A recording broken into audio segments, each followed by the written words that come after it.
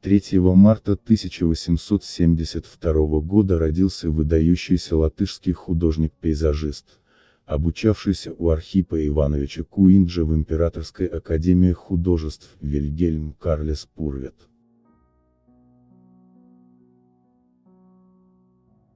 Сын крестьянина Юнпилской волости Рижского уезда, обнаруживший способности рисовальщика в приходской и затем уездной школах, стал вольнослушателем Академии в 1890 году и в процессе обучения все больше склонялся к жанру пейзажа, что и привело его в мастерскую Куинджа.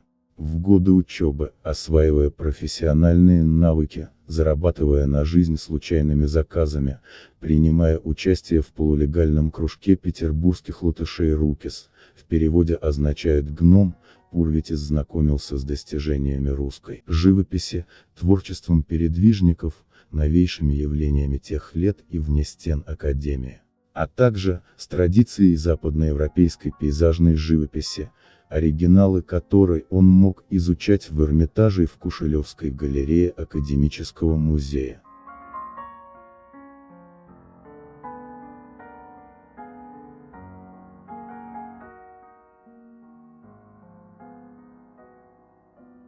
Пейзажи Клода Лорина или голландцев Золотого века он высоко ценил и гораздо позднее. Будучи уже профессором Латвийской академии художеств, он советовал студентам штудировать композицию французского мастера, а листву изучать в пейзажах Якоба Рёйздаля. Что касается русской живописи, то известно, что Пурветис копировал пейзаж Федора Васильева, и вполне закономерны были следы влияний Куинджа и Исаака Левитана в его ранних работах. Куинджа свой стиль ученикам не навязывал и предлагал каждому заняться отдельно. Сам немногословный, Пурветис позднее в своем кратком жизнеописании отозвался об учителе как о милейшем человеке, умевшем поддерживать мужество, когда исчезают надежды, другими словами, больше как о менторе, умевшем подбодрить.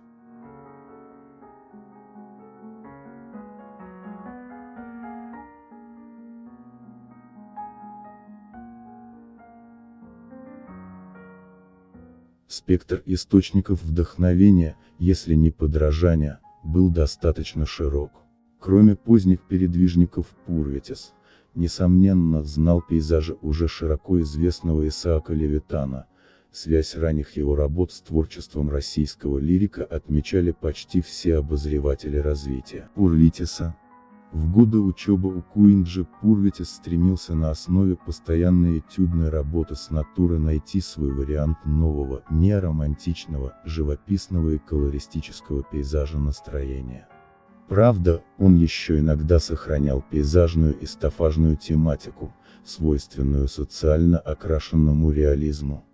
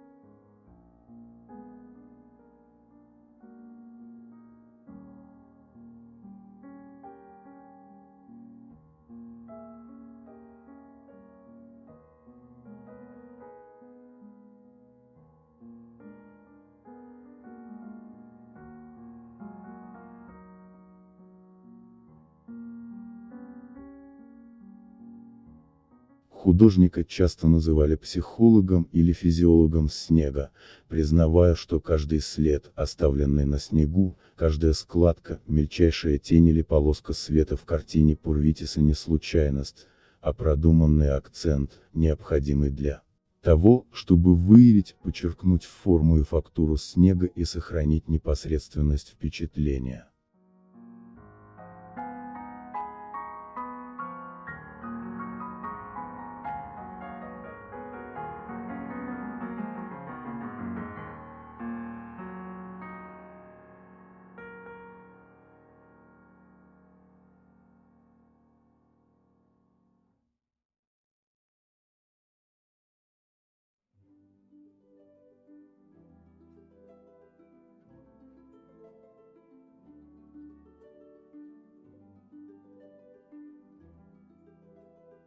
Эстетика обыденного, проявлявшаяся в выборе неприхотливых пейзажных мотивов, была понятна Пурвитису и приемлема тогда и позднее, хотя пейзаж в целом для него уже не являлся свидетельством социально-этической правдивости, тем более выражением гражданской скорби в духе передвижничества. Тем не менее он попытался соединить традицию социального реализма с эффектами света и цвета, восходящими к образцам Куинджи.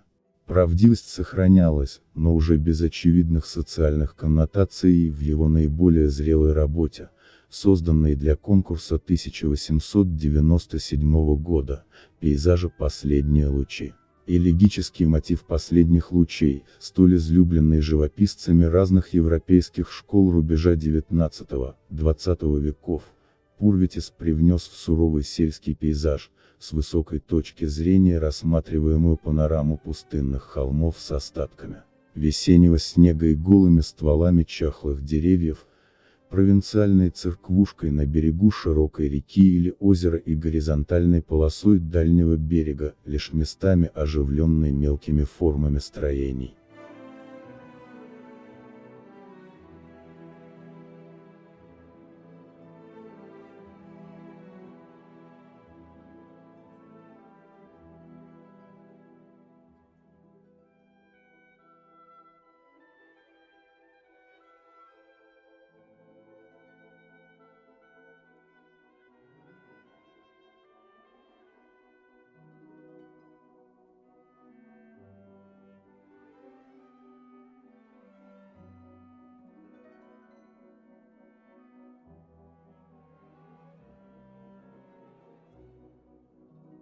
Вместе с тем несомненный лиризм картины сочетается со своего рода эпическим размахом четко организованной композиции, что позволяет вспомнить многие пространственные, горизонтально развернутые работы учителя.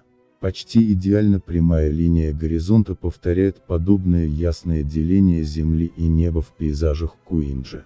Конкурсная работа Пурвитиса выявила также индивидуальные предпочтения в отношении композиционной структуры пейзажа, в дальнейшем ставшие для него типичными. Объемы и плоскости холмов, воды, берегов занимают большую часть формата картины.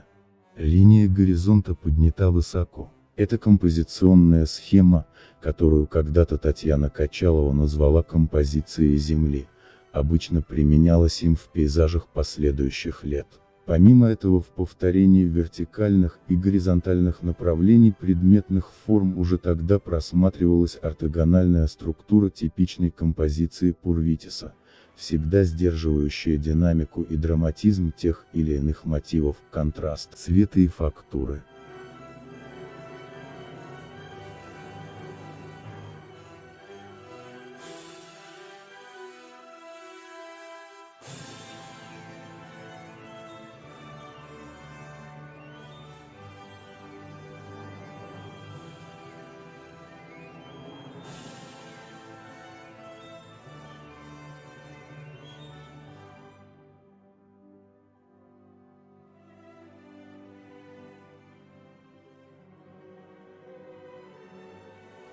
«Зима» – одна из самых известных работ художника, а на мой взгляд, один из самых впечатляющих зимних пейзажей. Просто, но убедительно.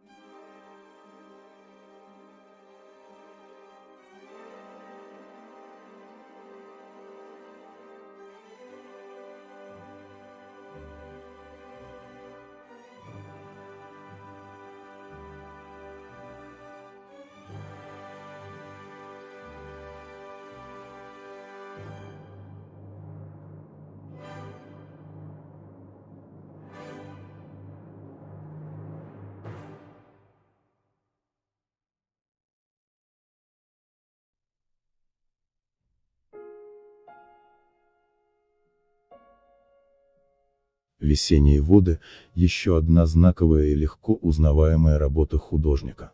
Пробуждение весны, колористическая гармония свидетельствуют о том, что поиски автора в этот период достигли кульминации. Подобный принцип построения пейзажа в следующие 30 лет будет использоваться художником в нескольких сотнях работ.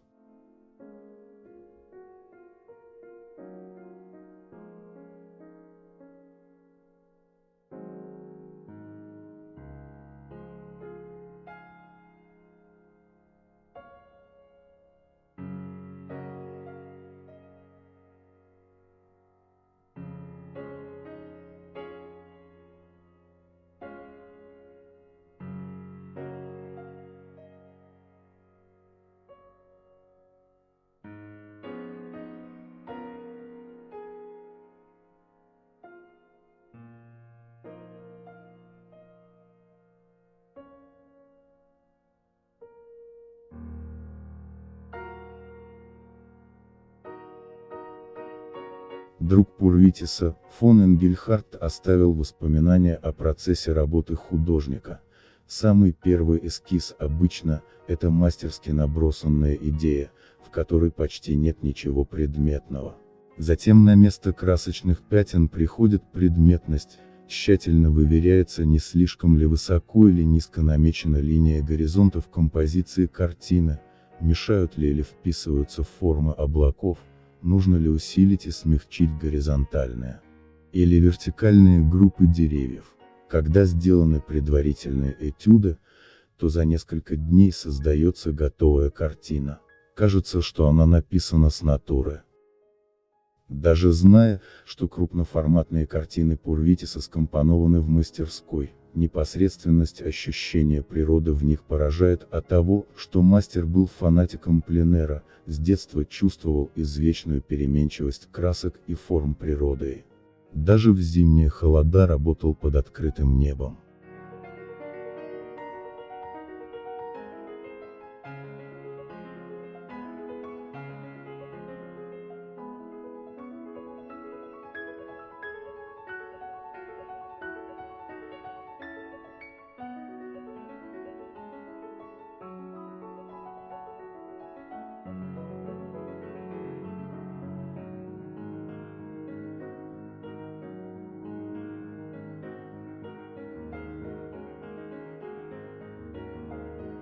Создание конкурсной картины, за которую Пурвитис был награжден золотой медалью и заграничной командировкой, стало поворотным событием и в биографическом плане. Его заметили, притом не только члены академического совета, но и прибывшие гости академии. Пурвитис становится, как писал Розенталс, героем Дня петербургской художественной жизни.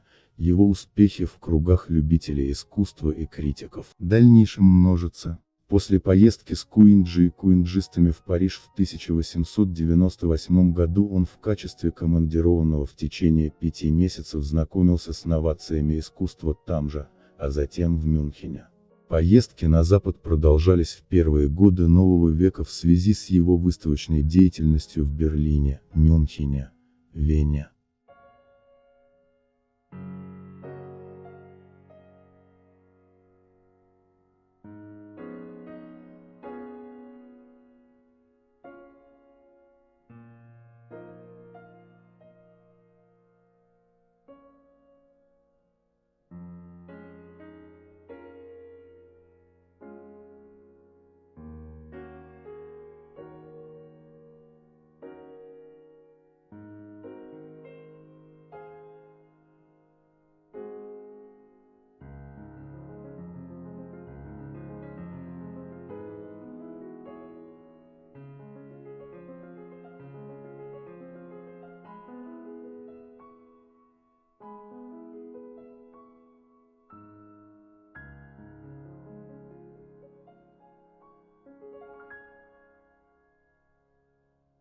Растет его известность на родине, и в 1899 он переезжает жить в Ригу, где показывает свои работы в салоне местного художественного общества.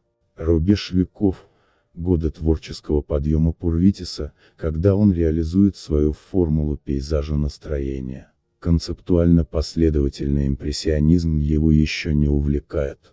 Постоянно изучая на пленэре реалии латвийского пейзажа, он затем в мастерской синтезирует эмоционально окрашенные его образы. В эти годы Пурвитис полностью освобождается от академической традиции, ослабевает, как кажется, и его связь с Куинджи. Пурвитиса все больше интересует сдержанный лиризм скандинавов, таких как Таулов или Густав Фьёстад, аналогичные мотивы немецких представителей так называемого отечественного искусства. Тональная сфумата шотландских, тогда столь популярных мальчиков из Глазго, The Glasgow Boys, а в годы пребывания в Ревеле, Таллине 1907-1909 года, он растворяет предметные формы в световоздушной среде, осваивает технику деления локального цвета и раздельного мазка, приближаясь к образцам французского импрессионизма.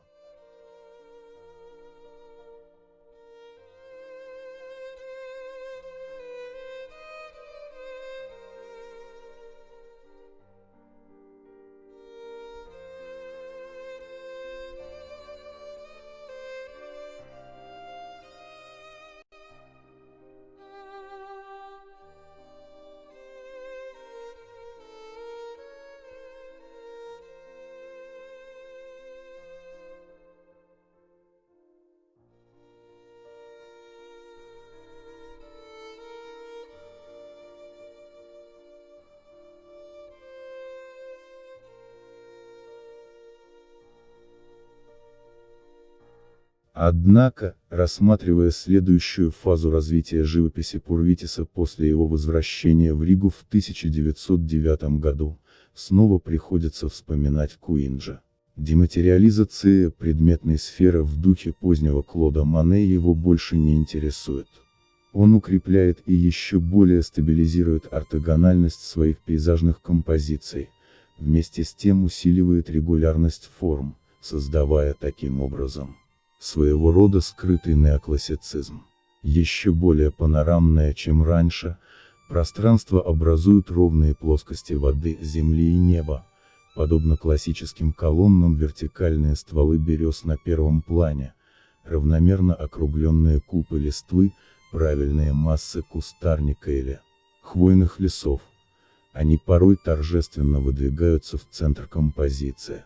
В это время окончательно укрепляется в сознании и практике Пурвитиса также метод создания пейзажной картины, восходящий к советам Куинджа.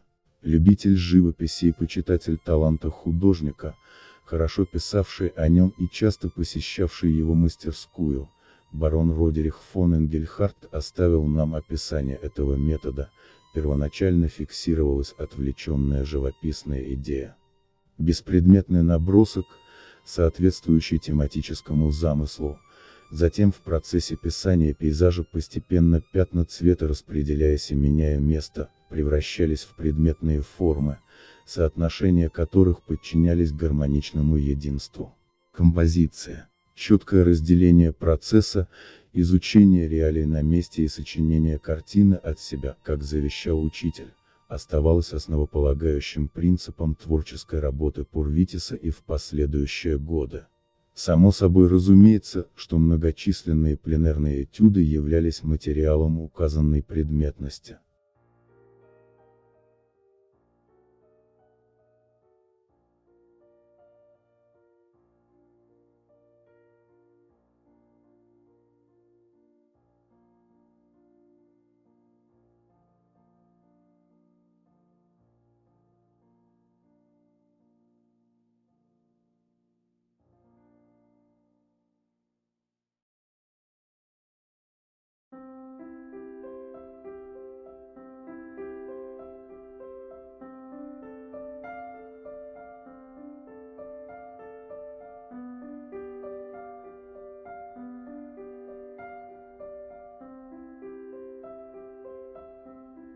Обратите внимание, какими приемами художник передает мрачное зимнее небо.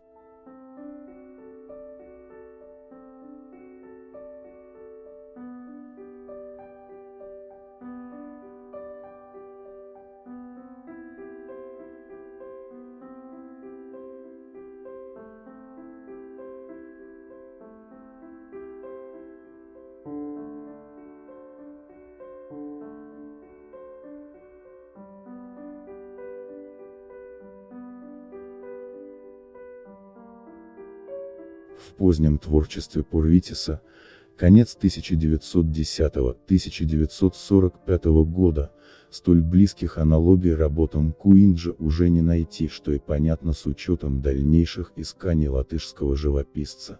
Несмотря на обязанности ректора Латвийской академии художеств и руководителя пейзажной мастерской, участников всевозможных комиссий, регулирующих художественную жизнь, Пурвитис продолжал интенсивно работать, создавая как канонические пейзажи Латвии на основе ранее накопленного опыта, так и экспериментируя и приближаясь то к парижскому постимпрессионизму и фаовизму, то к экспрессионизму.